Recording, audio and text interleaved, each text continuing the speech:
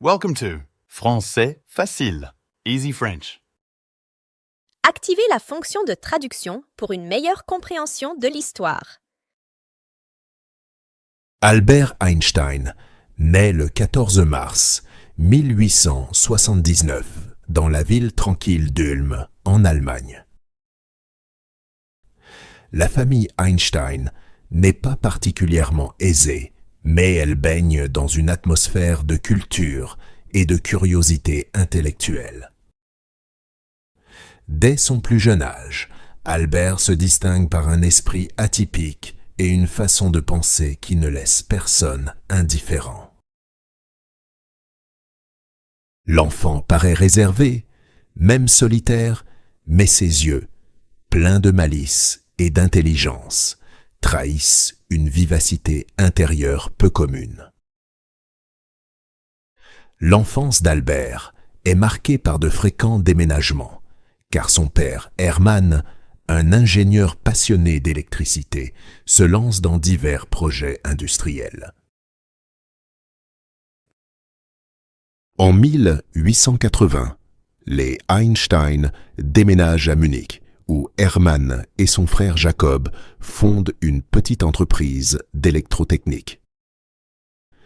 Cet environnement technologique joue un rôle capital dans la formation du jeune Albert, qui déjà est fasciné par les mystères de la science et les inventions du XIXe siècle. Un objet en particulier l'intrigue profondément. Une simple boussole que son père lui montre un jour. Albert, alors âgé de 5 ans, est stupéfait par l'aiguille qui semble se mouvoir comme par magie, guidée par une force invisible. Ce petit événement déclenche en lui une soif inextinguible de compréhension. À l'école, cependant, Albert peine à s'adapter aux méthodes strictes et rigides de l'enseignement prussien. Ses professeurs le jugent parfois trop rêveur, voire paresseux, car il refuse de suivre les règles sans en comprendre le sens. Pourtant, cet esprit rebelle et questionneur annonce déjà l'homme de science libre et audacieux qu'il deviendra. Bien que sa scolarité soit difficile, son intelligence et sa curiosité le poussent à poursuivre ses études avec détermination. À l'âge de 10 ans, Albert est inscrit dans un lycée de Munich où il commence à étudier les mathématiques et les sciences. C'est dans ces matières qu'il trouve enfin un refuge, un terrain où son esprit s'épanouit librement. Bien que ses relations avec ses enseignants restent parfois tendues, il montre un talent exceptionnel pour les chiffres et les concepts abstraits. La géométrie et l'algèbre, en particulier, le passionnent. Il dévore les livres de sciences, et son oncle Jacob, ingénieur lui aussi, devient pour lui un mentor. C'est ce dernier qui l'initie au principe de l'algèbre et au mystère de la géométrie, suscitant en lui une fascination pour la logique et la beauté des mathématiques. Toutefois, des difficultés personnelles viennent s'ajouter à ses défis académiques. En 1894, alors qu'il est âgé de 15 ans, ses parents décident de quitter Munich pour s'installer en Italie, à Milan, à la recherche de nouvelles opportunités professionnelles. Albert, lui, reste seul en Allemagne pour terminer son cursus. Cette séparation soudaine et la solitude qui l'accompagne pèsent lourdement sur le jeune adolescent. loin de sa famille et de ses repères. Il vit difficilement cette période, cherchant un sens dans ses études. L'année suivante, incapable de supporter plus longtemps l'atmosphère étouffante de l'école, il décide de quitter le lycée de Munich sans diplôme. Ce geste audacieux marque un tournant dans sa vie. Il part rejoindre ses parents en Italie, où il espère poursuivre sa formation d'une manière moins conformiste. Les liens familiaux sont une source de réconfort pour lui, et il trouve dans ce changement de milieu une opportunité de réfléchir plus librement à son avenir. Mais ce départ soudain de l'école va également le mettre face à de nouveaux défis, car Albert sait qu'il lui faudra trouver une voie pour faire reconnaître son génie malgré son parcours atypique. Après avoir quitté le lycée de Munich, Albert Einstein retrouve ses parents en Italie. Cependant, il sait que pour poursuivre ses ambitions scientifiques, il doit obtenir une formation académique formelle.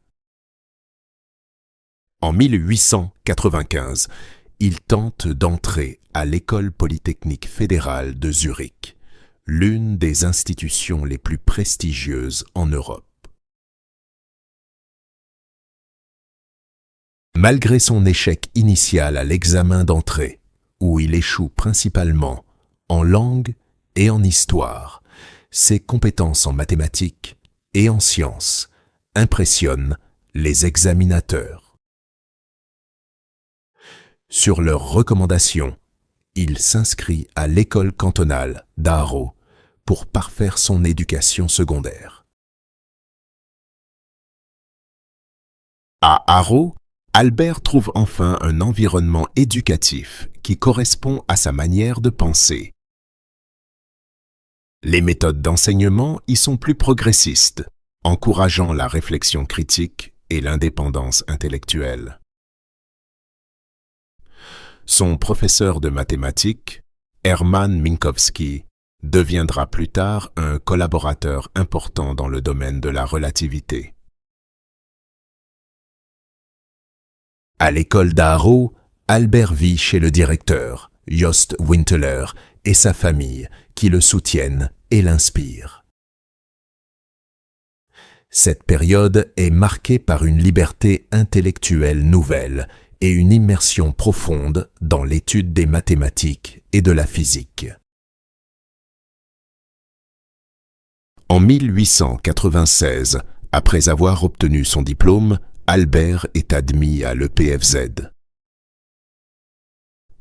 Il y étudie les mathématiques et la physique, se destinant à devenir professeur. C'est là qu'il rencontre Mileva Marić, une étudiante en physique originaire de Serbie. Mileva devient rapidement non seulement une amie proche, mais aussi une collaboratrice intellectuelle. Leur relation, tant personnelle que professionnelle, influence profondément les premières années de carrière d'Albert. Ensemble, ils discutent longuement des théories scientifiques, partageant une passion commune pour la recherche et l'innovation. Après avoir obtenu son diplôme de l'EPFZ en 1900, Albert Einstein se trouve confronté à une réalité difficile. Malgré son talent indéniable, il peine à trouver un emploi académique. Les recommandations de ses professeurs sont mitigées, certains louant son génie, d'autres critiquant son caractère indépendant et parfois irrévérencieux. Cette période de chômage et d'incertitude est particulièrement éprouvante pour Albert, qui doit subvenir à ses besoins tout en continuant ses recherches scientifiques. En 1902, après plusieurs mois de difficultés financières, il obtient finalement un poste au bureau des brevets de Berne, en Suisse.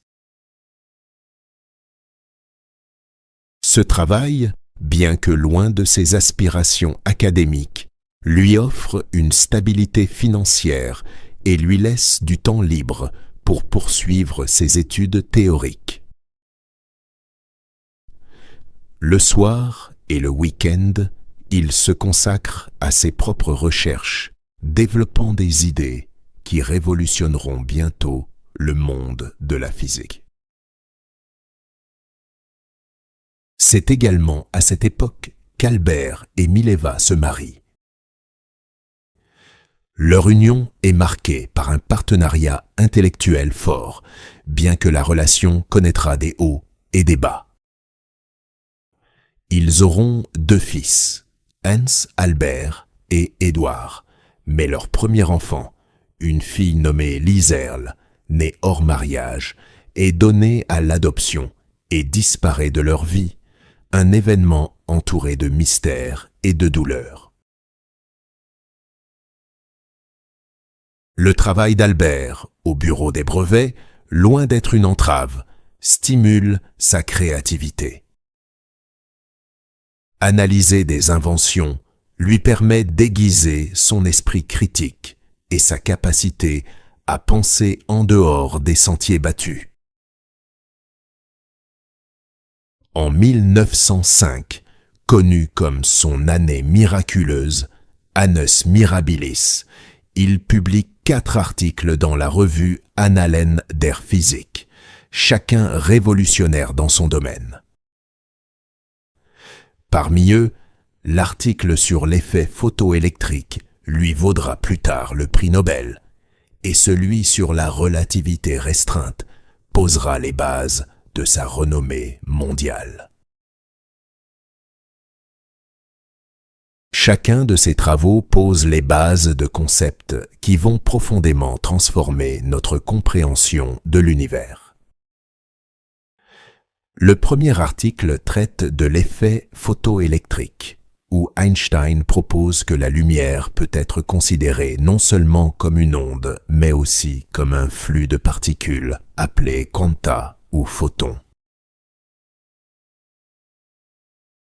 Cette idée, radicale pour l'époque, jette les bases de la physique quantique et lui vaudra le prix Nobel de physique en 1921. Le deuxième article, sur le mouvement brownien, fournit une preuve irréfutable de l'existence des atomes et des molécules, en expliquant de manière mathématique les mouvements erratiques des particules en suspension dans un fluide. Le troisième article, intitulé « Sur l'électrodynamique des corps en mouvement », introduit la théorie de la relativité restreinte. Einstein y énonce que les lois de la physique sont les mêmes pour tous les observateurs en mouvement uniforme et que la vitesse de la lumière dans le vide est constante et indépendante de la source lumineuse. Cette théorie remet en question les notions absolues de temps et d'espace et conduit à la fameuse équation E égale mc au carré, qui établit une équivalence entre la masse et l'énergie. Le quatrième article, moins connu mais tout aussi fondamental, aborde la relation entre l'énergie et la masse, établissant les bases de la physique nucléaire et de l'énergie atomique. Ces publications bouleversent la communauté scientifique et établissent Einstein comme l'un des plus grands esprits de son temps. Cependant, malgré cette reconnaissance académique croissante, il continue de travailler au bureau des brevets de Berne, menant une vie relativement modeste. La notoriété croissante d'Albert Einstein dans le monde scientifique lui ouvre progressivement les portes de l'université. En 1908, il devient privat-docent à l'université de Berne, puis, en 1909, il obtient son premier poste académique en tant que professeur associé de physique théorique à l'université de Zurich. Cette période marque le début d'une carrière universitaire prolifique. En 1911, il est nommé professeur à l'université allemande de Prague, où il continue ses recherches tout en enseignant. C'est également à Prague qu'il commence à développer les premières idées qui mèneront à la théorie de la relativité générale. Einstein retourne à Zurich en 1912 pour occuper un poste à l'EPFZ, son alma mater, avant de finalement être invité à rejoindre l'université Humboldt de Berlin en 1914. À Berlin, il bénéficie d'un environnement intellectuel stimulant et de ressources considérables qui lui permettent de se consacrer pleinement à ses recherches. La Première Guerre mondiale éclate peu après son arrivée à Berlin, une période marquée par des bouleversements politiques et sociaux. Einstein, pacifiste convaincu, exprime ouvertement son opposition à la guerre, ce qui lui vaut l'hostilité de certains collègues et contemporains. Malgré ces tensions, il poursuit ses travaux et en 1915, il présente enfin sa théorie de la relativité générale à l'Académie royale des sciences de Prusse. La relativité générale est une extension de la relativité restreinte et propose une nouvelle conception de la gravitation. Selon cette théorie, la gravité n'est pas une force, mais la manifestation de la courbure de l'espace-temps causée par la présence de masse et d'énergie. Cette idée révolutionnaire est confirmée par des observations astronomiques en 1919, lors d'une éclipse solaire qui démontre la déviation de la lumière stellaire par le champ gravitationnel du Soleil.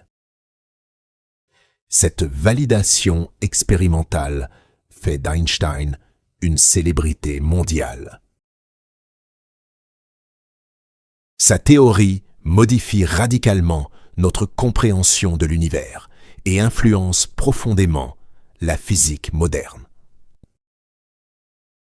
En dépit de cette renommée, Einstein reste fidèle à ses convictions pacifistes et humanistes, continuant de plaider pour la paix et l'internationalisme dans un monde dévasté par la guerre. Après la confirmation de sa théorie de la relativité générale en 1919, Albert Einstein devient une figure emblématique de la science moderne. Les journaux du monde entier publient des articles sur lui et il est invité à donner des conférences dans de nombreux pays. Cette notoriété internationale ne change pas fondamentalement l'homme qu'il est. Humble, curieux et profondément engagé dans les causes humanitaires et pacifistes. Einstein utilise sa nouvelle plateforme pour défendre ses idéaux.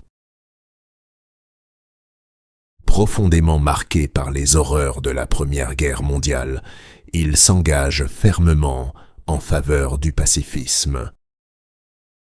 Il participe activement à des organisations internationales qui promeuvent la paix et la coopération entre les nations.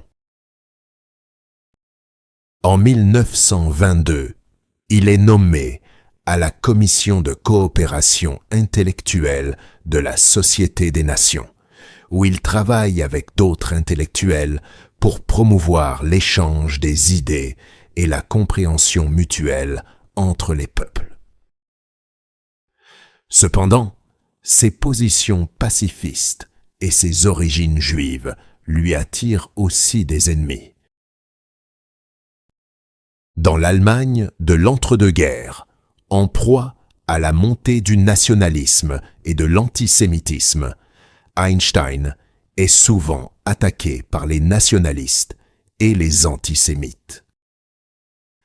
Malgré les menaces, il refuse de se taire et continue de défendre ses convictions avec courage. Pendant cette période, il continue également ses recherches scientifiques.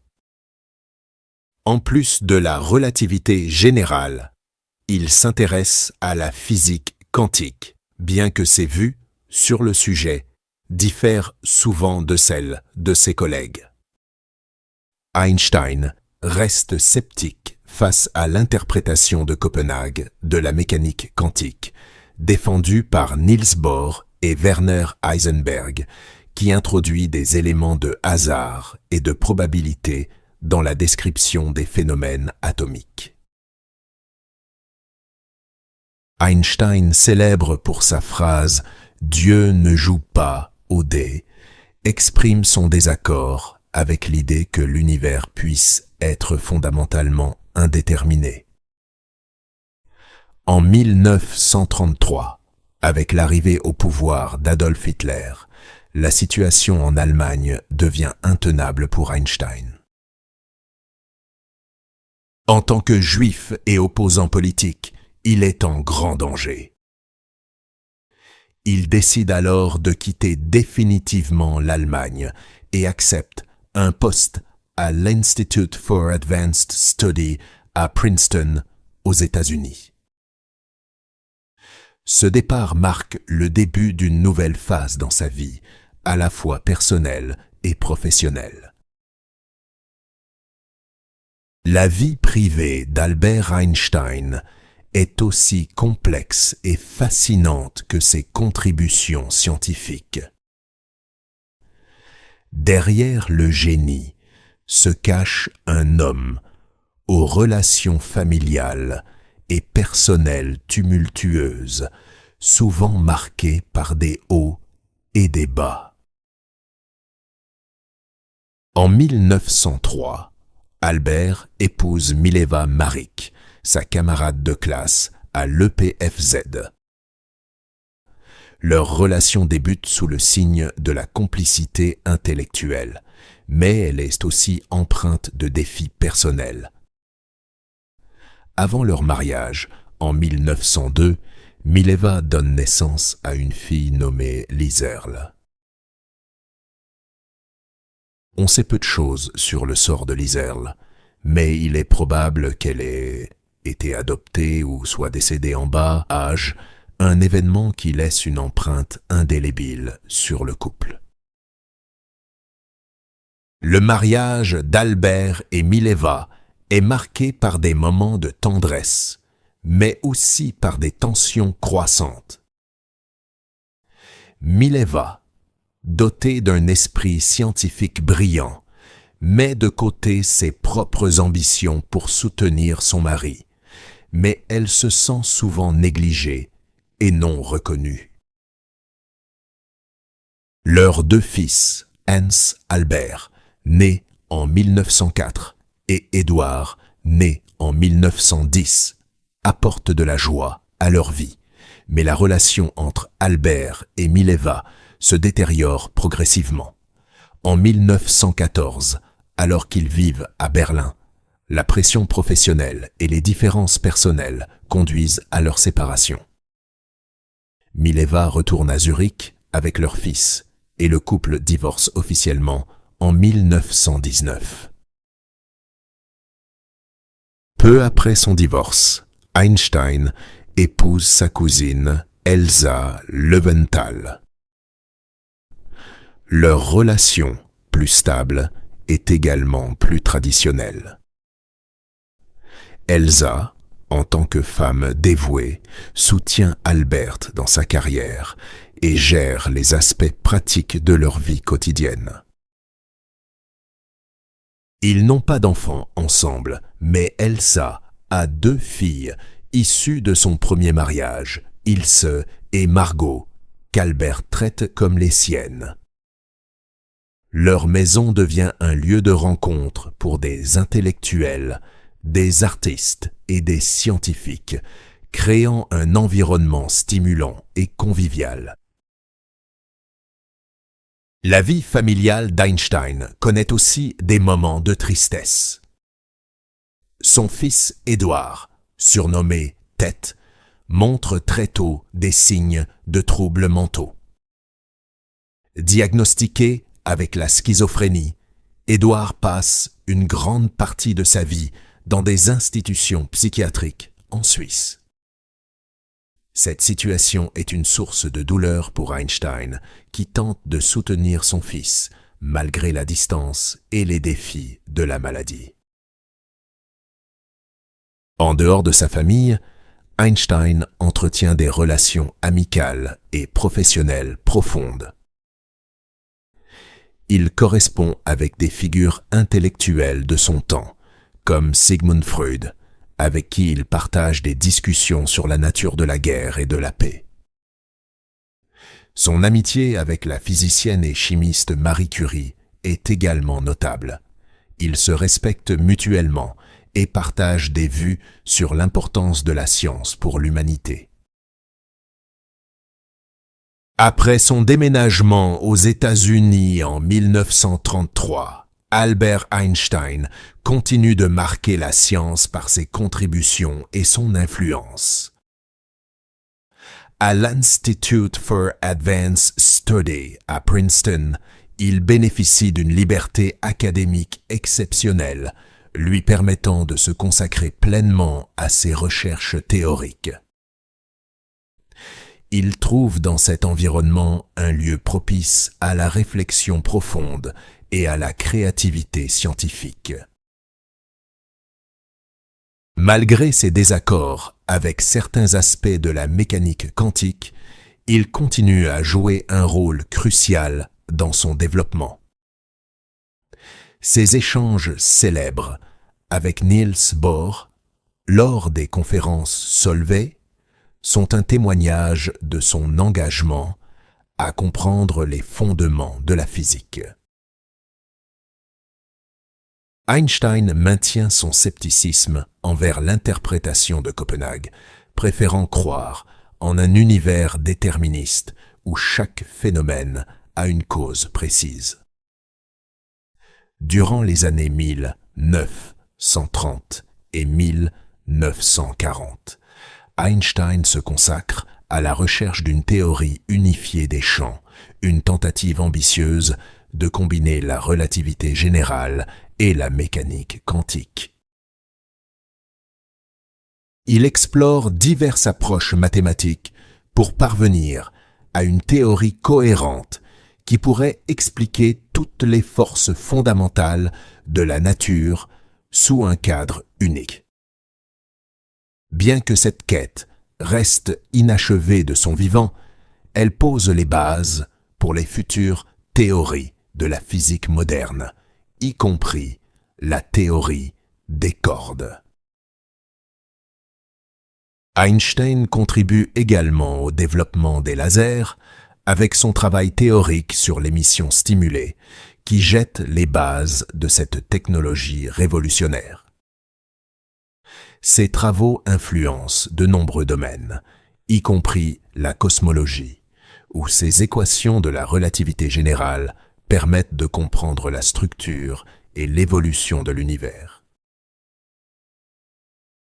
En 1931, il collabore avec le physicien indien Satyendra Nath Bose, contribuant à la théorie de Bose-Einstein, qui décrit les statistiques des particules obéissant aux règles quantiques. Des particules obéissant aux règles quantiques, ouvrant ainsi la voie à des découvertes ultérieures, comme le condensat de Bose-Einstein.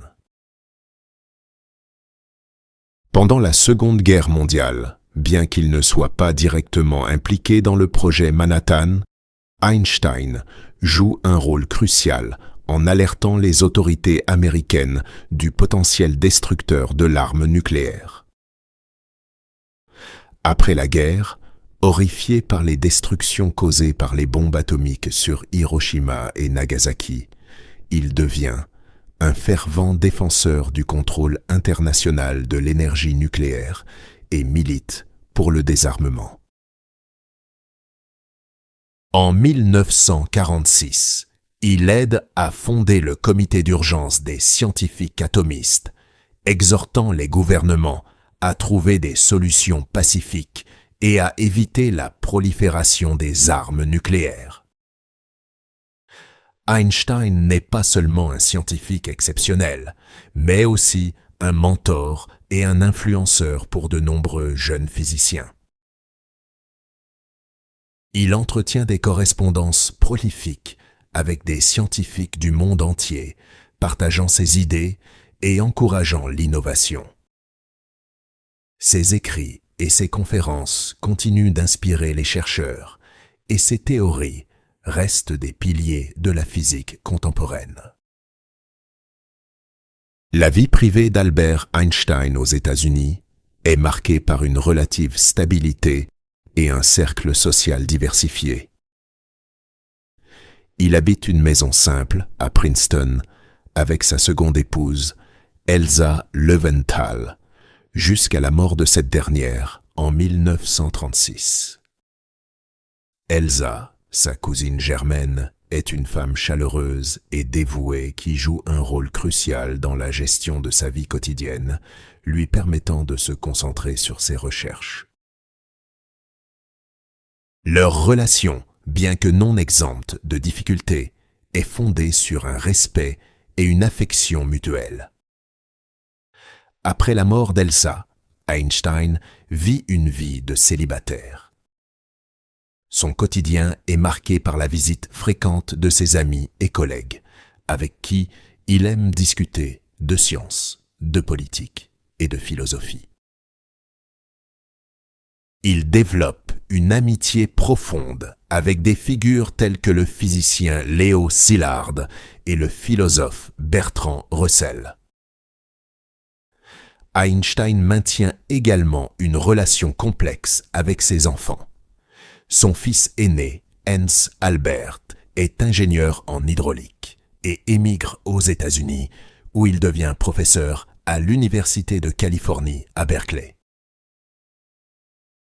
Bien que leur relation soit parfois tendue, notamment en raison de la critique d'Albert sur les choix professionnels de Hans Albert, ils restent en contact et partagent un respect mutuel.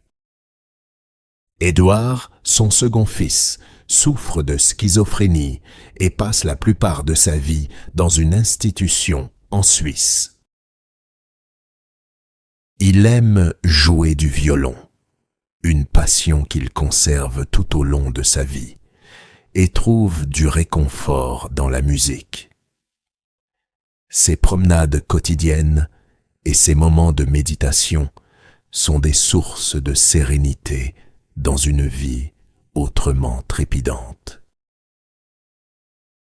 Dans ces dernières années, Albert Einstein continue de vivre à Princeton, où il est une figure respectée et vénérée. Bien qu'il ait pris sa retraite officielle de l'Institute for Advanced Study en 1945, il reste actif intellectuellement jusqu'à la fin de sa vie. Il continue de travailler sur sa théorie unifiée des champs, bien que ses efforts n'aboutissent pas à une théorie complète de son vivant.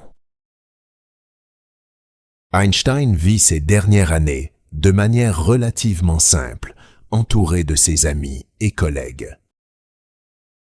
Il reste profondément engagé dans les causes sociales et politiques. Il exprime ouvertement son soutien au mouvement des droits civiques aux États-Unis et devient membre de la National Association for the Advancement of Colored People, NAACP. Il correspond avec le leader des droits civiques W.E.B. Du Bois et offre son soutien à la cause de l'égalité raciale. Sa santé commence à décliner dans les années 50. En 1955, il souffre d'un anévrisme de l'aorte abdominale. Refusant une intervention chirurgicale qu'il juge inutile, il passe ses derniers jours entouré de proches, toujours animé par une profonde curiosité pour le monde qui l'entoure. Le 18 avril 1955, Albert Einstein s'éteint à l'âge de 76 ans à Princeton, laissant derrière lui un héritage scientifique et humaniste incomparable. Le lendemain de sa mort, ses dernières paroles, prononcées en allemand, restent inconnues, car l'infirmière à son chevet ne parlait pas cette langue. Conformément à ses souhaits, son corps est incinéré et ses cendres dispersées dans un lieu tenu secret, afin d'éviter tout culte de la personnalité. Son cerveau, cependant, est prélevé pour étude, dans l'espoir de comprendre les bases biologiques de son génie.